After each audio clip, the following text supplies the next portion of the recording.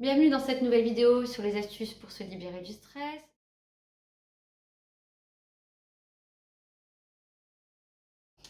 Donc je vous invite à vider votre sac. Parlez-en à un psy, à un thérapeute, à un coach. Parlez-en à quelqu'un de votre entourage que vous savez être bienveillant et dans l'écoute. Voilà, videz votre sac. Parlez de ce qui vous stresse. Voilà, n'hésitez pas à en parler autour de vous. Ça permet de s'en libérer aussi. Et également parfois de prendre conscience des origines du stress et prendre conscience aussi que voilà, une fois qu'on en a parlé, parfois on en est aussi libéré.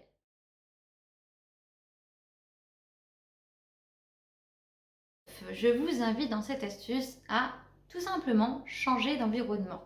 Changer d'environnement, c'est-à-dire, si vous êtes assez stressé, je vous invite à changer de lieu, ne serait-ce que pour 1 heure, 20 minutes, une après-midi, le temps d'un week-end, le temps d'une semaine de vacances ou tout simplement à déménager. Enfin voilà, peu importe ce qui vous stresse, n'hésitez pas à changer d'environnement. Admettons que vous êtes stressé, vous êtes enfermé entre quatre murs, il fait sombre, voilà, et là vous êtes avec votre stress, vous êtes tout seul, et vous avez l'impression d'être nourri par ce stress. Peut-être parfois le simple fait de changer d'environnement, c'est-à-dire d'aller se balader, d'aller visiter un musée, d'aller aller à la rencontre de personnes ou de tout simplement prendre un week-end où on va se reposer, voilà. Ça permet vraiment de se libérer du stress. Donc parfois changer d'environnement est la solution. Vraiment, je vous invite vraiment quand vous ne savez plus quoi faire pour vous libérer du stress ou même quand vous avez besoin de prendre du recul, mais ça j'en parlerai en solution pour d'autres choses, mais pour prendre du recul, pour avoir d'autres perspectives dans la vie ou sur ce qui se passe dans votre vie, n'hésitez pas à changer d'environnement. C'est-à-dire prendre une autre rue.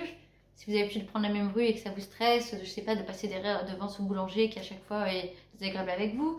Je ne sais pas, il y a beaucoup de méthodes pour changer d'environnement.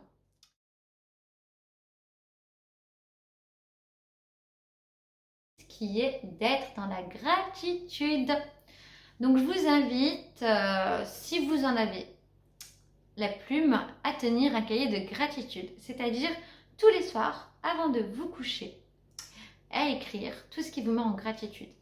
Si vous vous dites, ah ben non, mais moi il s'est rien passé dans ma journée aujourd'hui pour que je sois en gratitude, si, vous pouvez tout simplement écrire, je suis en gratitude pour avoir pu me réveiller encore ce matin et pouvoir eu la chance de vivre une nouvelle journée de vie. Je suis en gratitude pour cette personne que je ne connais pas qui m'a souri dans la rue. Voilà, n'hésitez pas à tenir un cahier de gratitude. Et même si vous avez l'impression qu'il ne s'est rien passé dans la journée qui vous mettre en gratitude, ça vous permet de creuser, de chercher les petites choses pour lesquelles vous êtes en gratitude. Ne serait-ce que pour le fait d'être en vie, il y a toujours une chose, au moins une chose dans la vie pour laquelle on est en gratitude.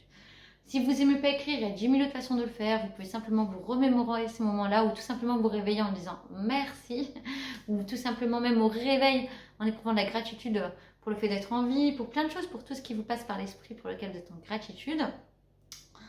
Vous pouvez également le faire en audio si vous aimez ni écrire, si vous n'aimez pas penser, si vous voulez garder une trace de vos moments de gratitude, vous pouvez le faire en audio. Moi je connaissais une fille qui faisait des minutes tous les jours, 1 minute qu'elle partage. D'ailleurs je pense qu'elle verra peut-être la vidéo, je pense à toi Marie, sur Facebook, tous les jours elle partageait 1 minute de gratitude. Donc tous les jours elle se filmait pendant 1 minute et elle disait pourquoi elle était en gratitude aujourd'hui et elle le partageait sur Facebook. Et tous les jours il y avait sa minute de gratitude. Du coup je trouvais ça très inspirant pour les autres aussi également, le fait qu'elle partage ça. Voilà.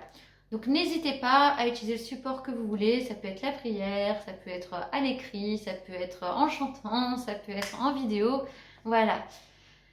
Donc je vous remercie d'avoir écouté ces astuces dans cette vidéo qui va faire presque 5 minutes et je vous dis à très vite pour les prochaines vidéos.